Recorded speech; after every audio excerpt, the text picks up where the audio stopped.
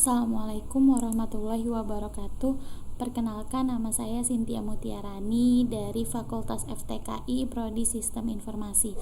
Di sini saya akan menjelaskan tentang UAS Pengantar Teknologi Sistem Informasi K01. Nah, di sini ada soal apa saja karakteristik media di dalam multimedia, jelaskan. Nah, karakteristik multimedia pembelajaran adalah yang pertama, memiliki lebih dari satu media konvergen, misalnya menggabungkan unsur audio dan visual. Yang kedua, bersifat interaktif dalam pengertian memiliki kemampuan untuk mengakomodasi respon pengguna.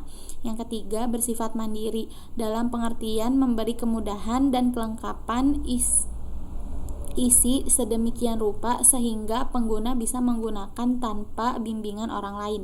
Nah, kemudian nomor 2, jelaskan apa yang dimaksud dengan firewall dan fungsinya. Nah, di sini firewall adalah sistem keamanan untuk mengelola dan memantau trafik masuk dan keluar berdasarkan aturan keamanan atau security rule. Nah, yang sudah ditentukan, firewall berfungsi mencegah akses yang tidak diinginkan dari atau ke dalam jaringan atau server. Nah, fungsi firewall itu ada 4, mencegah informasi bocor, yang kedua sebagai pos keamanan jaringan, yang ketiga sebagai kontrol pengawas arus paket data, dan yang keempat mencatat aktivitas pengguna. Nah, soal selanjutnya itu jelaskan aspek-aspek keamanan komputer. Nah, di sini ada 5 aspek keamanan komputer. Yang pertama itu privacy. Privacy adalah suatu yang bersifat rahasia. Intinya adalah pencegahan agar informasi tersebut tidak diakses oleh orang yang tidak berhak. Nah, yang kedua ada confidentiality, merupakan data yang diberikan ke pihak lain atau tujuan khusus tetapi tetap dijaga penyebarannya. Yang ketiga itu integrity, penekanannya adalah sebuah informasi tidak boleh diubah kecuali pemilik informasi. Yang keempat ada authentication. Ini akan dilakukan sewaktu user login dengan menggunakan nama user dan passwordnya. Apakah cocok atau tidak? Jika cocok diterima dan tidak akan ditolak. Ini biasanya berhubungan dengan hak akses seseorang. Apakah dia pengakses yang sah atau tidak? Nah, yang kelima ada availability. Aspek ini berkaitan dengan apakah sebuah data tersebut tersedia saat dibutuhkan atau diperlukan. Apabila sebuah data atau informasi terlalu ketat pengamanannya akan menyulitkan dalam akses data tersebut. Nah, di samping itu, akses yang lambat juga menghambat terpenuhinya aspek availability. Serangan yang sering dilakukan pada aspek ini adalah denial of service, yaitu penggagalan servis sewaktu adanya permintaan data sehingga komputer tidak bisa melayaninya. Contoh lain dari denial of service ini adalah mengirimkan request yang berlebihan sehingga menyebabkan komputer tidak bisa lagi menampung beban tersebut dan akhirnya komputer pun down gitu.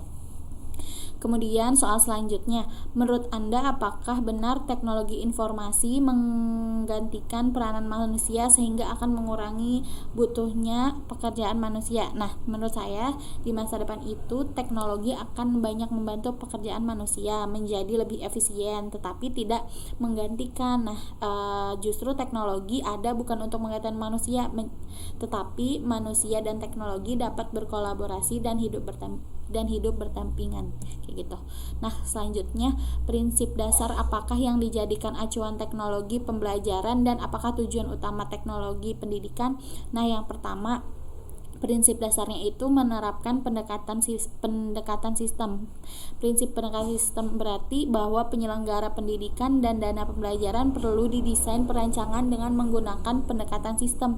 Dalam merancang pembelajaran diperlukan langkah-langkah prosedural seperti identifikasi masalah, analisis keadaan, identifikasi tujuan, pengelolaan pembelajaran, penerapan metode, dan penetapan media evaluasi pembelajaran. Yang kedua itu berorientasi pada peserta didik, bahwa dalam pembelajaran hendaknya memusatkan perhatiannya pada peserta didik dengan memperhatikan karakteristik, minat, potensi, dan peserta didik. Berorientasi pada peserta didik juga berarti bahwa usaha-usaha pendidikan, pembelajaran, dan pelatihan hendaknya memusatkan perhatiannya pada peserta didik.